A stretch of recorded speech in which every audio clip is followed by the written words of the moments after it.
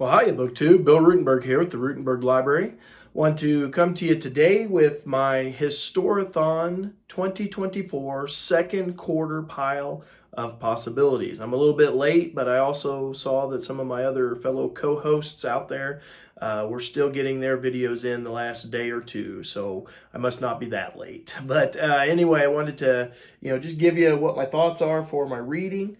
And hopefully sometime in the next week or two I can do a kind of a catch up on first quarter, because I'm still working on I've been reading a lot of books lately, and so Rubicon, The Last Years of the Roman Empire by Tom Holland. This was one of my first quarter Historathon reads, and it just got put on the back burner. Not because it's bad or anything. I just had a lot of other books going.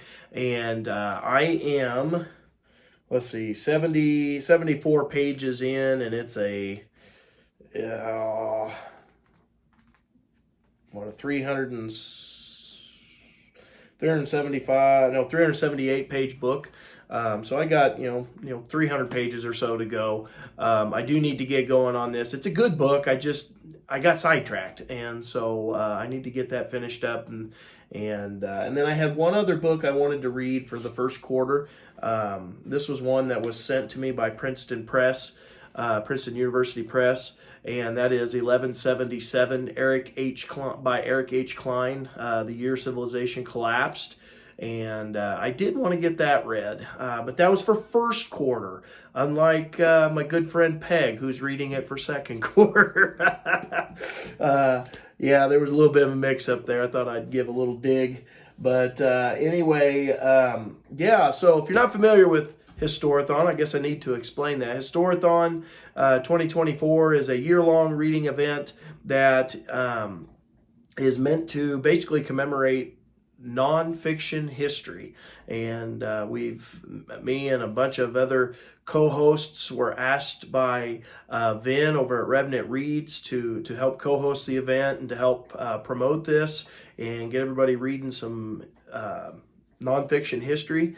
And we all said yes. We had a blast last year, read a lot of books last year for this event, and if you get on the Discord server or the Voxer's kind of slowed down quite a bit. I don't see very much on that.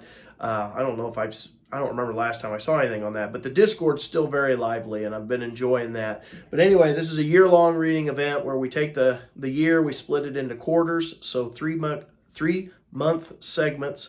And January through March, we were reading prehistory all the way up to 500 AD. And then second quarter, which we entered about a week ago, is 500 to 1500. Third quarter will be 1500 to 1820. And then fourth quarter is 1820 to present. And you are welcome to add in any of the other reading events across BookTube. If they fit in with these categories, feel free to double up. There's no use you might as well take care of more than one at a time if you can. But anyway, this quarter we're focusing on 500 to 1500 AD, so it's the Middle Ages, if you will, the medieval time period. And so for my picks for this, I got a couple of books that are going to focus on that medieval time period. One of them is a classic that everybody talks about. This is 1066, The Year of the Conquest by David Harworth. And this is all about, Battle of Hastings, 1066, and the changeover that happens in England. Now, I had this on my list last year, and I didn't get to it. And I even think I had it on the year before for one of my yearly reading goals. And so if I can get this knocked out, it's not a very big book, and if I can get it knocked out, it's going to knock out a few lists, because I also have that one oh gosh, what is it, I've been trying to clean up my TBRs, and so this will help clean up my TBR. But this is let me read from the back here. It says, the Normans said the English spent the night in drinking and singing raucous songs, while they themselves spent it in prayer. Perhaps they did, but it was a story often told when accounts of battle were written by bishops and monks. As ever on the eve of battle, there's the mystery of why men were willing to kill and be killed. Armies, of course, have often fought for causes that were pure delusion, and the motives of William's soldiers were mixed and unreal. Some may have thought that they were fighting a holy war to punish sinners. Some, but surely a few, may have fought it in personal loyalty to William and have been ready to die for what he thought was his right. Some, especially the knights, fought like the Norsemen for the pleasure of fighting. But the only real motive overlying these others was the thought of booty, the land and riches, and the power that William had promised them. The English had a much more direct and comprehensible cause. They did not want a foreign king. They wanted the right to choose their own king in their own way and to be ruled by the system they themselves had created. They wanted to stop a foreign army ravaging their villages. They wanted England to be English. They were defending their homes. And so that's, from the back of this book. This is from the Viking Press. It's an older book, published in, this one was 1977. This was 1978 because this is a second printing. Originally in 1977. So it's a little bit older title, a little bit older than me, but it's still considered one of the better accounts of the Battle of Hastings. So I hope to get that one. And then another one that I wanted to get read was Plagues and People by William H. McNeill. And that's about exactly what it says, plagues and people. How did the plague affect the people? Back of this one, with the rise of newly emerging viruses like Ebola, HIV, mad cow disease, and the like, historian William H. McNeill's landmark book on how infectious disease was impacted and even altered the course of human history is now more relevant than ever. Reissued with a new introduction and a chapter discussing the influence of AIDS on contemporary times, Plagues and Peoples explores the political, demographic, and psychological effect of disease on the human race over the entire sweep of human history, from prehistory to the present. Exhaustively researched and compulsively readable, this revolutionary book offers a radical reinterpretation of world history as we know it. And so I'm really looking forward to that. And of course, I originally got this, it was a few years ago, and of course we had, COVID and all that stuff going on. And so I thought, man, that's like perfect for that time period, but I never got around to reading it. And so now I'm going to try to put an emphasis on getting it read. It's not a real big book. It's, of the text in the book, if you're just counting the text, got a list of epidemics. Nice. That's a big, long list. Just over 300 pages. So that should be pretty easy to knock out. So that's two books that I've got for my Historathon 2024 second quarter. And I kind of wanted to keep my list short and sweet because I got tired of making a big pile of possibilities and then I couldn't get to them all. It kind of bugged me. I'm kind of anal like that. So I made my list a little bit smaller. I only went with 4 books. Now, I've got other books that could be thrown in if I get to them, and I'll let you know when that time comes. But the one that I started on, April 1st, at the beginning of the second quarter was this one, 1491, New Revelations of the Americas Before Columbus by Charles C. Mann. This has been a wonderful book. I've thoroughly enjoyed going through this. I am, page 189 out of, I think it's got just over 400 pages.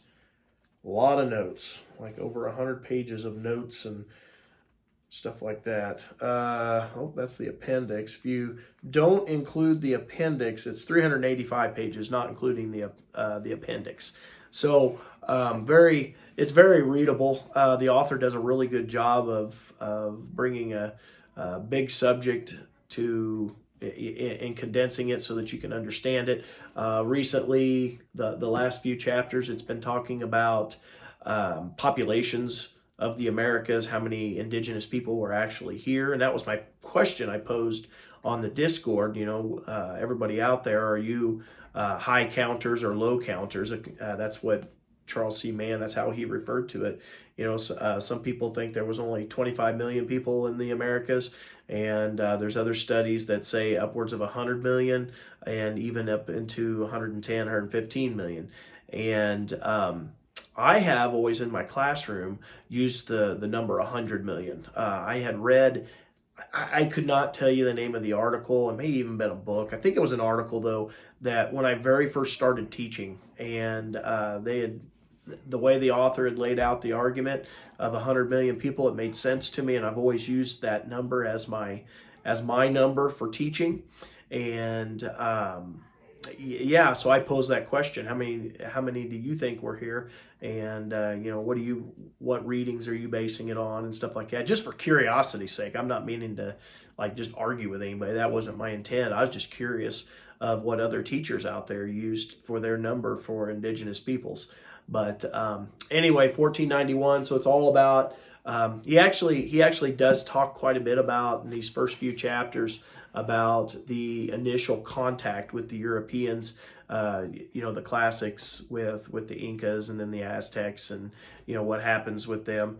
But the whole premise of the book is, you know, America before Columbus. And so I've really enjoyed this. So far I highly recommend this book. It's very interesting. And then the other one that I wanted to get done, the fourth book, is the companion novel to that one, and it is 1493, Uncovering the New World Columbus Created by Charles C. Mann. And so this is just the, you know, like I said, it's almost like a second volume of what he had going on, his running argument here. So I hope to dig into this one after I get done with that one. And the pace I'm going, I think I've been doing like a chapter or an hour's worth of reading every day. I probably have another week to a week and a half. I could probably get it done in 1 week. Just depends on, because I've still got some other books going. But probably get this done either this week or next week. And then this one right here, I will probably start right after. Or maybe I'll take a break. I don't know. Sometime in the next couple months, I'll get to this one. But it's about the same size, it looks like. Let's see. There's some appendix. Yeah, it's just under 400 pages when you include if you don't include the appendix. So it's about the same size as that other book. It's a nice hardback book. I got this. Did I get this at Books Revisited, I think? So I got it for like $3, I think. Originally, it says the bookseller was selling it for $30, so not bad.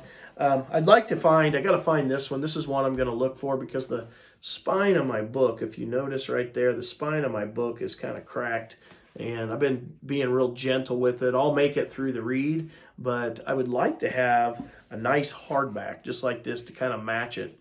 But anyway, yeah, BookTube, this is my pile of possibilities for Historathon 2024 second quarter. Let me hold those up so you can see them. So that's my pile of possibilities. It's not a huge pile because I got a lot of other stuff going on. Been helping out with co-hosting some things, and so I didn't want to make too big a deal for me. I'm also going to throw these two on because I want to finish these up from first quarter. So this is the official pyramid. That is what I want to get done in the next 3 months. And looking forward to these. It's been fun. It's a lot of fun, you know, when you get into a reading event like this and you can get on something like the Discord and be able to talk to other readers about what you're reading and get other titles to go along with what you're reading and just expand your knowledge and, you know, be able to have that conversation without it being you know, it's more informative than argumentative, and you know, you can definitely get a good conversation going, but we do it all in kindness and with the idea that we're going to make each other better. You know, we're going to provide each other with more information, more books to read, and you know, just expand on each other's knowledge. And I just absolutely love that. I think it's a neat thing having this Discord and being able to communicate with all of you out there. So anyway, enough of me rambling. Hope everyone's having a wonderful Sunday. I know I am. The sun is out. It's been quite windy, and we've had some rain go through the area, but it's been overall pretty nice. But I hope you're having a nice, some nice weather where you're at, getting some reading done. But anyway, BookTube, until next time, happy reading.